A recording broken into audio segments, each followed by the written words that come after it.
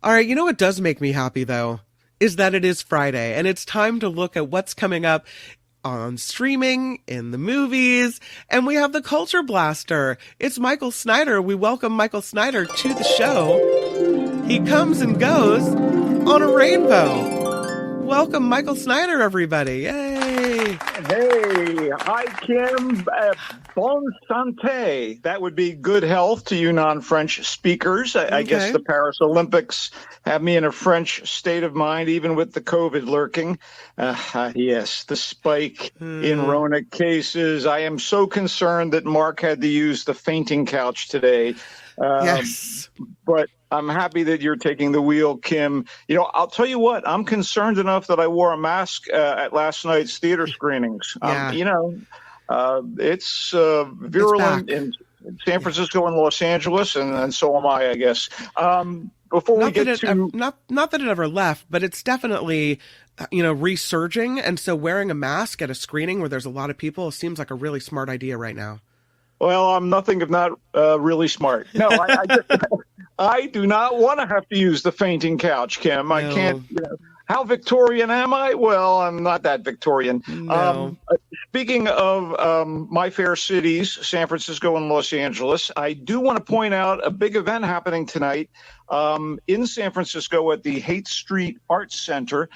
It is a punk rock photo exhibit with work by a lot of terrific photographers I know, not the least amongst them my old pal Chester Simpson. The show is called San Francisco Punk, 1970s, 1980s, and it will be opening this evening with an event from 6 to 9 p.m., again at the Haight Street Arts Center, 215 Haight Street. And if I wasn't in Los Angeles dodging viruses, I would be at that soiree tonight. You're the coolest of cool. You attend the funky events. There's nothing you won't go to. Well, now, nothing I won't go to without my trusty mask. That's right. Anyway, speaking of danger, let's get to today's movie selections, shall we? Let's do it. Okay. Trap is a new movie about a serial killer from the prince of the plot twist, M. Night Shyamalan, screenwriter, director of, The Sixth Sense, Signs, Unbreakable, Split, Knock at the Cabin. I'm mentioning the good ones. There are some that are not quite so good. Some are good. Some are gratuitously weird or self-indulgent. For the record, Trap is actually coming out mere weeks after the release of his daughter Ishana Shyamalan's debut directorial effort, The Watchers, which he co-produced and which was, okay. I mean, the apple hasn't fallen that far from the tree. But meanwhile, Trap itself is a full-on bring your daughter to work day project, and I will explain. As Trap begins, we join loving father Cooper, played by the good-looking, slightly rugged, former young Hollywood hunk Josh Hartnett, and he's bringing his tween daughter, played by Ariel Donahue, to a big concert by Lady Raven, a fictional stand-in for Lady Gaga, played by, wait for it, Salika Shyamalan, who is also M. Night Shyamalan's daughter, and sings and plays her own quote-unquote original music throughout the hefty concert sequence here. I mean, is this guy running a Nepo nursery or what? I mean, anyway, back to the plot. We quickly learn that the concert is, in fact, an elaborate trap to catch a serial killer known as the Butcher. The police, led by an FBI profiler, played by, oh my God, veteran British actress Hayley Mills, who got her start in a movie called The Parent Trap. Wow.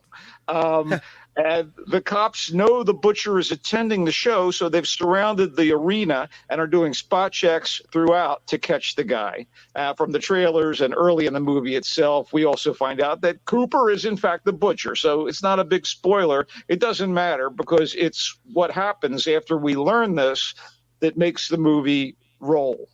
The fun is seeing how he deals with the trap he's in while balancing his duties as a good daddy. So Hartnett's performance is the best thing in the movie, alternately genial and chilling, getting to the heart of the character's broken psyche. He's already done some really memorable, fairly recent work in the movie Oppenheimer and the TV shows The Bear and Penny Dreadful.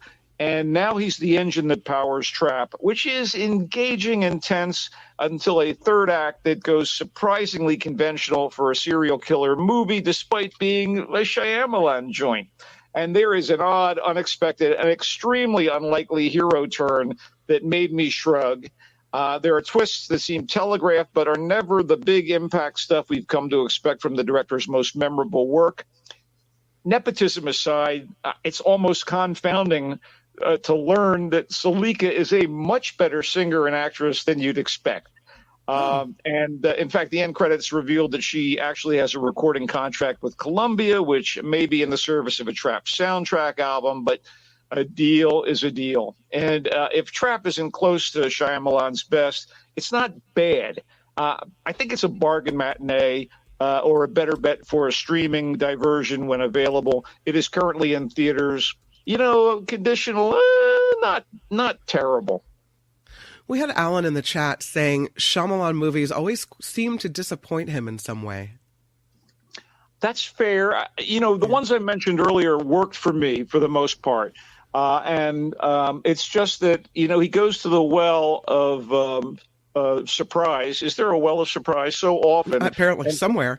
and sometimes, he pulls up the bucket and it's empty. So I don't know. This was okay. And again, the third act seems so much more conventional than what we've come to expect from him. So if you just go in there wanting to be amused or diverted for an hour and a half, while you eat your popcorn, Trap works on that level. Right. Okay, in 1955, and this is something you may know about as a mom, a picture book written and illustrated by Crockett Johnson was published. It was entitled Harold and the Purple Crayon. Love this book so much. It's one of our favorites. In this book, a 4-year-old boy named Harold has a magic purple crayon that can bring to life anything the child draws.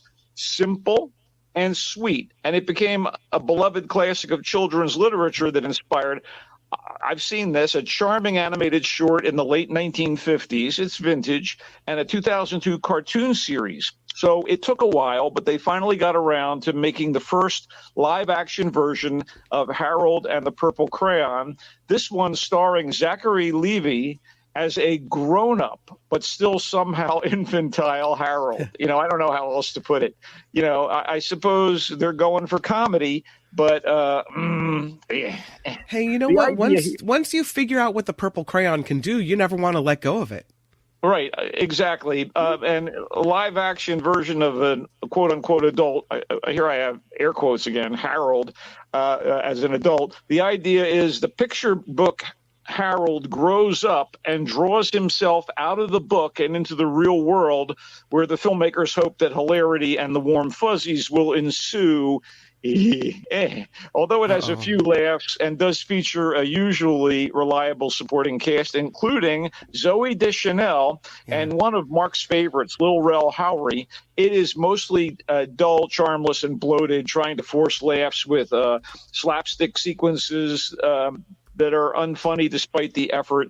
So these good actors are wasted. Maybe I needed to be between 8 and 11 years old to appreciate this.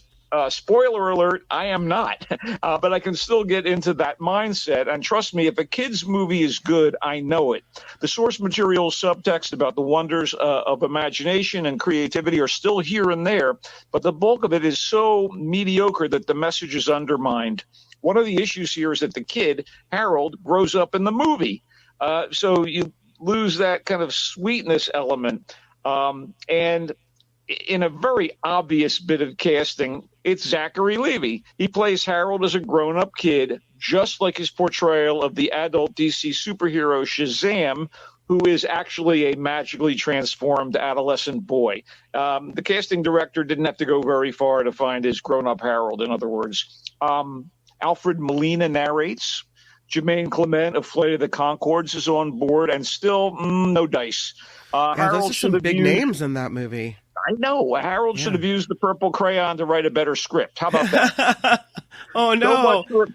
So much for imagination and creativity, which are in short supply here, at least for grown-ups. I think if you're 8 years old, you'll probably have a ball. I don't know. Again, this is something that it seems like it's designed for home streaming, home television, Harold and the Purple Crayon in theaters. But, if you're interested, go. But you also might want to wait.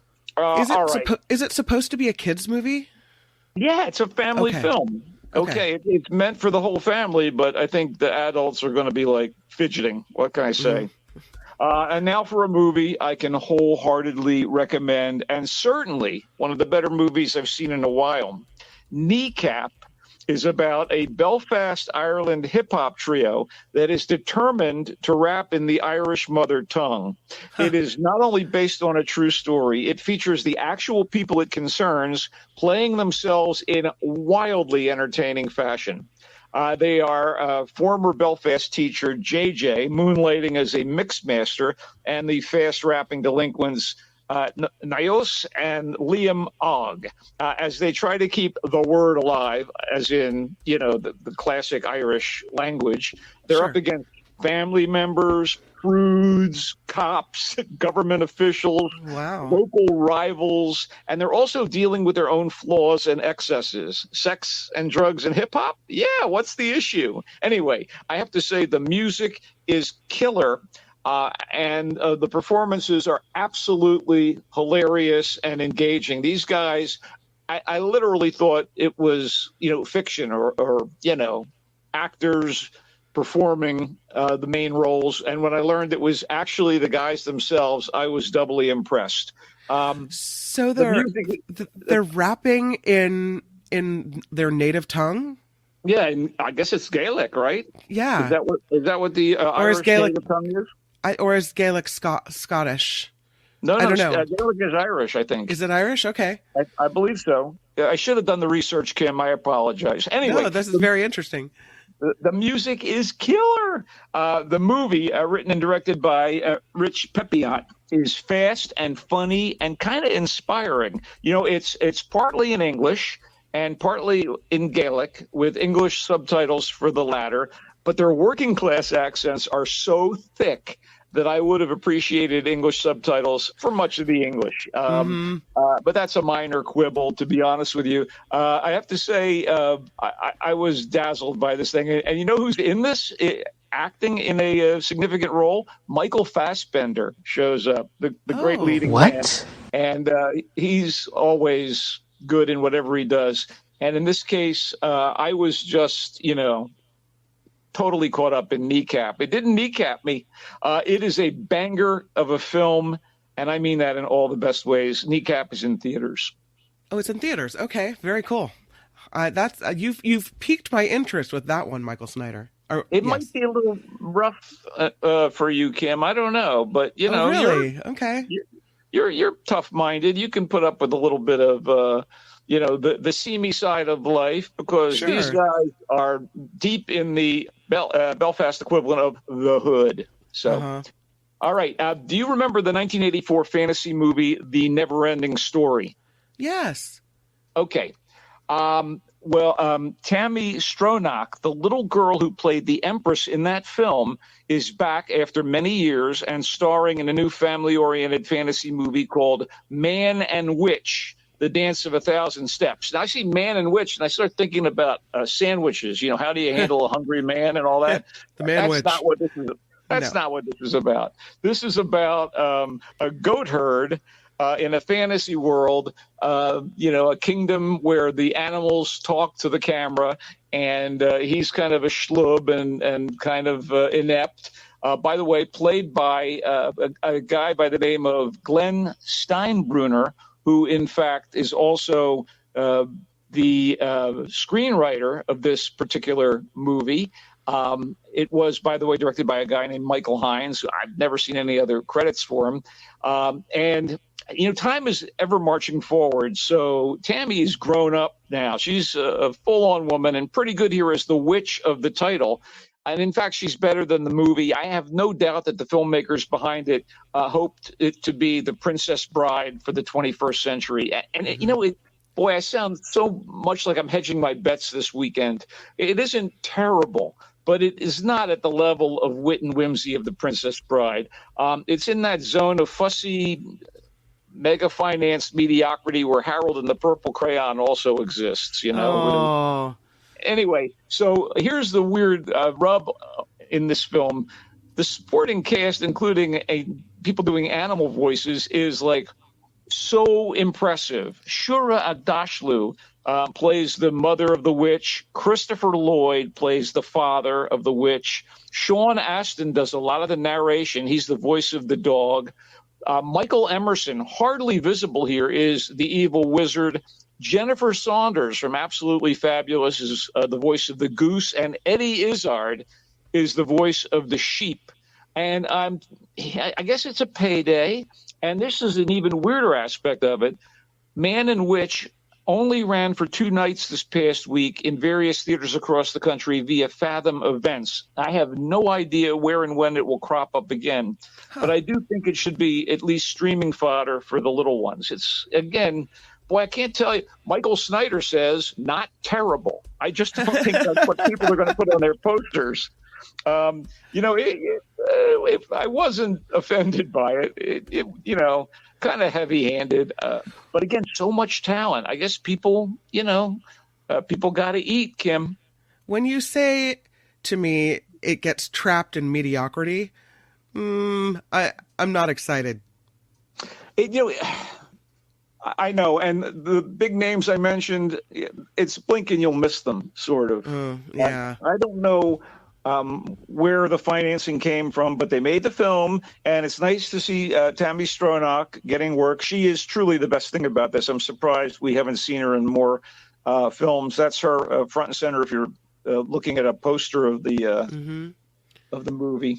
You call this a family movie? It is absolutely a family movie, not offensive in the least. This and Harold and the Purple Crayon are not going to have people clutching their pearls, I promise you. All right. You have some streaming options as well, right? You're absolutely right. That's what we want to talk about. Okay, you need to have access to the BBC iPlayer here in the States for this show, and eventually I think it's going to make it to Amazon, but I watched it last week, and I got a kick out of it, and I do like UK procedurals much better than the American dong. I don't watch Law and Order, but I do watch these little mini shows that the Brits do, and also our friends in Scandinavia and France. They all make some really great detective stories as serialized TV shows. The Jetty, which again is available on the BBC iPlayer, is a 4-episode procedural set in a Lancashire, England town. And it stars Jenna Coleman from Victoria. Remember, she played Queen Victoria in that terrific miniseries. She was really good in that, yeah. She was Clara Oswald in Doctor Who, a companion to both Matt Smith and Peter Capaldi as the Doctor. And she was the Moll in the absolute great true crime thriller, The Serpent, which is one of my favorite miniseries of the past decade. Here, she is a perceptive but guarded detective, Ember Manning, a single mom whose investigation into a fire at a waterfront lodging drags her into revisiting a cold case that involved a missing teenage girl who might have been connected to Ember's late husband, Mac, who is the father of her teenage daughter, Hannah. So there's a lot of twists and turns here. A crusading podcaster is trying to solve the cold case, and that puts her at odds with Ember, who is very uneasy about potential blowback from any revelations. I thought The Jetty was very, very cool. It didn't, what do we like to say, reinvent the wheel, but it's quite good. And Jenna Coleman is always terrific. Only 4 episodes, huh? That's interesting. Yeah, and again, it's only available right now in the States on the BBC iPlayer, but, people have that. Here's something that's far more available. It's called A Good Girl's Guide to Murder, and it dropped on Netflix this week, and I have watched a couple episodes of it, and it is a very entertaining series about a teenage girl in small-town England, and this girl named Pip is played by a young actress named Emma Myers. That's her. And for her project to help get into university over the summer, she decides to revisit a cold case. A local neighbor of hers, a pretty teenage girl died unexpectedly or disappeared. No one is quite certain. And her boyfriend is accused of the murder and kills himself. And Pip decides she's going to solve the mystery. That's going to be her big project. And instead of, doing, I don't know, a treatise on Chaucer, she's going to figure out the actual circumstances of the death of this local girl. And I was completely caught up in the first couple episodes. It's the work of screenwriter Poppy Kogan. I believe it's based on a book.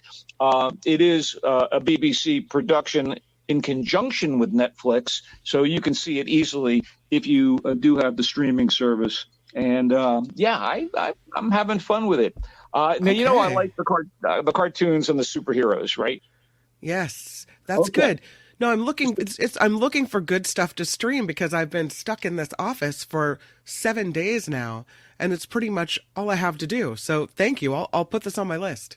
Yeah, this one is one you can get to easily. Now, again, like I said, I do love animation. I love superheroes, and I am absolutely over the moon for Batman Caped Crusader, which is available on Amazon Prime Video right now. It is the combined work of one of the two crucial creators of Batman the Animated Series, which in the 90s basically launched DC's animated universe that included a Superman series, a Justice League series, Batman Beyond, some of the very best sci-fi and superhero animation in memory. And this guy, Bruce Timm, who was the designer of some of these characters in Batman the Animated Series, Superman, etc., is one of the creators of Batman Caped Crusader and executive produces, along with J.J. Abrams, who you know from Lost and the Star Trek reboot and many, many other shows and films. Matt Reeves, who basically directed and wrote The Batman, the recent Robert Pattinson live-action movie about the Caped Crusader, and some other terrific creatives, Ed Brubaker, a noted graphic novelist, and James Tucker, another designer. It's very unique insofar as it goes back to the early 1940s designs and sensibility that marked the original Batman comics that came out in that era. So you can see the when you watch the pointier cowl and it's truly an Art Deco setting, which is glorious to look at. Hamish Linklater voices the Batman. Christina Ricci is the voice of Catwoman. Are you ready for a gender-swapped Penguin voiced by Minnie Driver? On and on and on and on. And a friend of the show and friend of Mark's and mine, Tom Kenny, lends his vocal talents. He is, of course, the voice of SpongeBob, but he does so many other characters, and he contributes to Batman Caped Crusader. It looks great. It's 10 episodes. Again, it's the designs from the early 40s for the most part, although they do some more modern creations like Renee Montoya, who is a gay Hispanic detective on the Gotham City police force. They make Commissioner Gordon and his daughter black, which is not jarring in the least if you watch the show. I was very impressed with Batman Caped Crusader. Really got a kick out of it. All right. And, finally, I will wrap up with Kite Man. Hell yeah, if you enjoyed the very profane Harley Quinn cartoon series on Max. Kite Man, hell yeah, is a spin-off of that about the inept supervillain running a bar that is actually catering to the supervillains of Gotham City. And it is, oversexed and dirty and funny and crazy. And if you like Harley Quinn, which had the same sensibility, I think you're going to like Kite Man. Hell yeah. Not quite as good as the Harley Quinn TV cartoon, but, again, I like this kind of stuff. So I'm indulging you and the audience, Kim. So this is swearing cartoon characters. Yes, it is. So This is not for children. It's more for teens and up. Anyway, there you go. So that's, that's 4 and 4 movies, 4 TV shows. We aim to please, Kim. You really have. Let's recap it. Trap, you said it's not bad. You said it's kind of a bargain matinee kind of movie.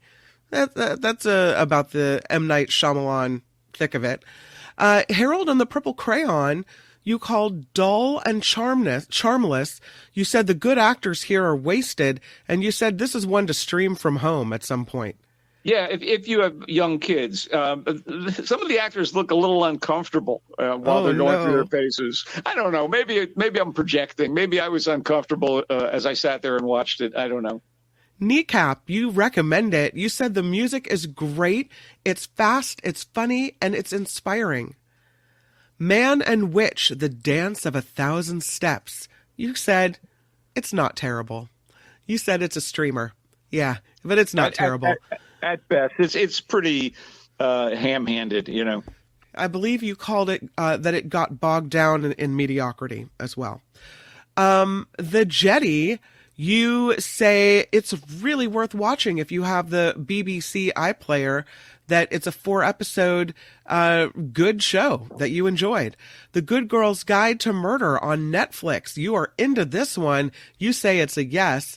The Batman Caped Crusader, you said you were over the moon for Batman Caped Crusader. It's a definite yes for you. And the profane cartoon characters from Kite Man, Hell Yeah, on Max, you say yes to that as well. So that's it.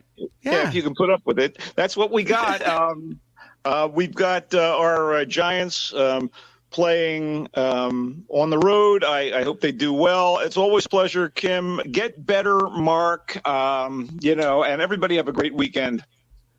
Thank you so much, Michael Snyder. He comes and goes on a rainbow. Nice for you. Thank you for being here. You're welcome, and fare thee well. And go Giants. Michael Snyder, everybody.